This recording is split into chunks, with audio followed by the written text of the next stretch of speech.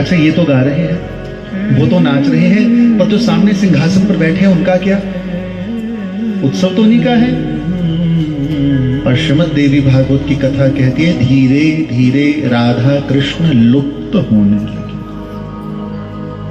और भगवान शिव को कोई सुध नहीं है। भगवान शिव तो मानो आज ठान कर बैठे हैं कि कोई ऐसा स्वर लग जाए जो मेरे परमात्मा को मुस्कुराहट लाए।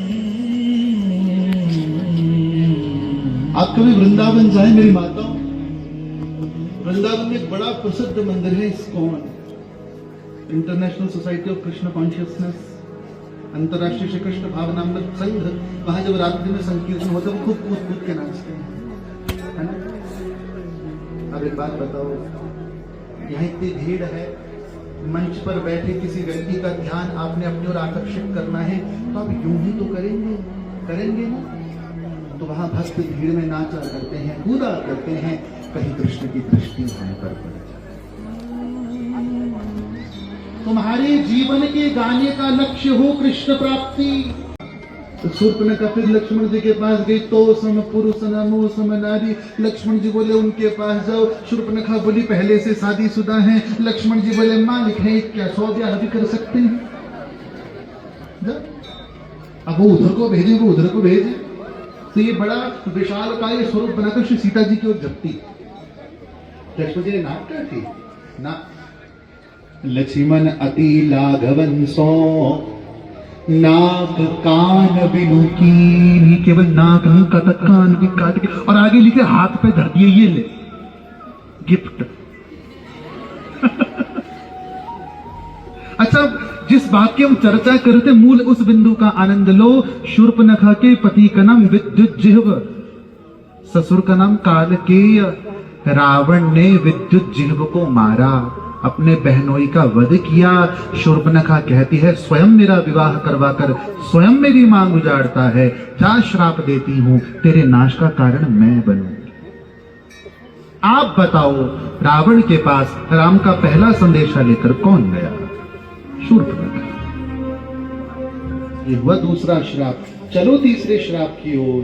वेदवती जी अपने आश्रम में बैठी यही चर्चा कर रहे थे ना, तो रावण आया और अब वेदवती जी ने सोचा ब्राह्मण है तो जो भी उपलब्ध था, भोजन तो कहाँ ही होगा, फल फूल कंदमूल इत्यादि थे, लीजिए ब्राह्मण जी।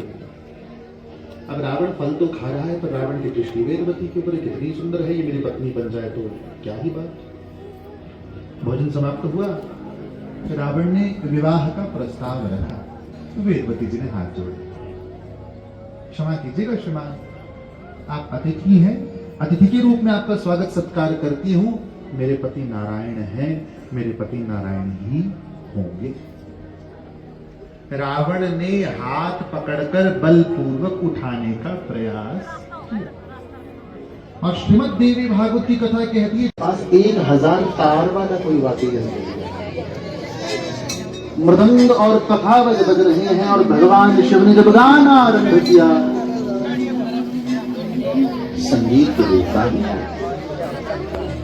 और सोचो जब स्वयं शंकर गाएंगे तो कैसा वातावरण है। श्रीमद् देवी भागवत की कथा कहती है भगवान शिव जब उस वाद्य यंत्र को हाथ में लेकर कृष्ण सामने है, वंदे मुकुंदम प्रियम, मुकुंद सामने।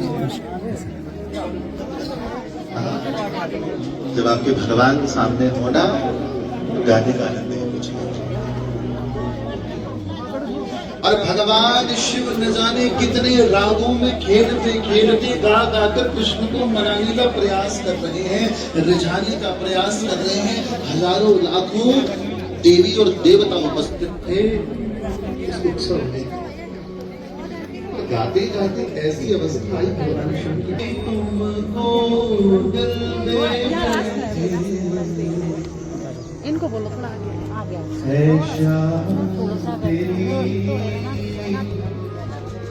मुरली की कसम हम भी तुमको दिल देंगे,